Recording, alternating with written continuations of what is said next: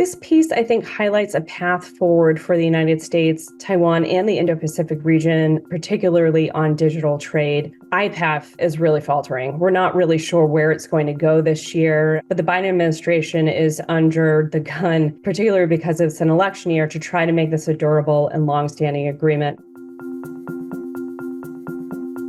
Hi, I'm Erin Murphy, Senior Fellow for the Asia Program at CSIS, and I'm here to talk about my recent commentary, United States and Taiwan's role in digital trade in the Indo-Pacific.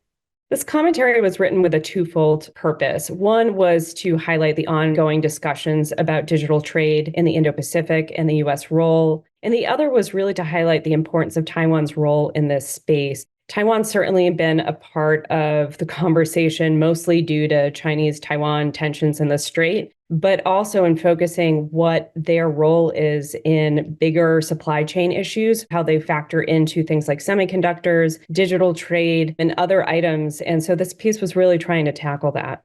The United States is working on its Indo-Pacific Economic Framework, which is supposed to be its signature economic agreement with the Indo-Pacific region. One of the key pillars was on digital trade. That digital trade pillar really faltered. They were supposed to negotiate that at the recent APEC summit, but that failed both for domestic reasons, but also because there were concerns on the Indo-Pacific side of what the rules were going to be. We also decided to write this piece because we had a recent conference in Taiwan on digital trade and really identifying what the role of Taiwan is in this space, that there are commonalities, that this isn't building something from scratch. Taiwan has an important role to play in this, and that it goes beyond just the Taiwan Straits tensions, that this is an economy that has a big role to play in the region.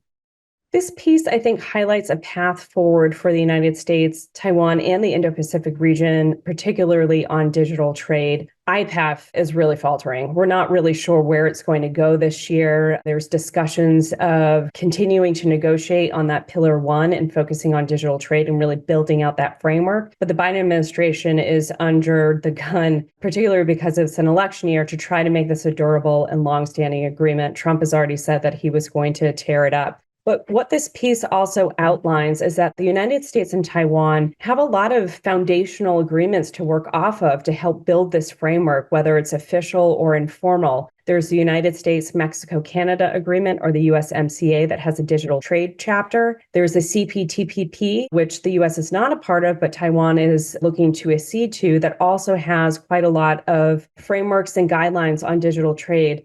And then, of course, the United States and Taiwan signed on to the U.S.-Taiwan Initiative on 21st Century Trade in August of 2023 that also looks at digital technologies, the digital economy. So there's a whole foundation that both the U.S. and Taiwan can work on to build that framework, but also to help negotiate with the Indo-Pacific region and the signatories to IPEF.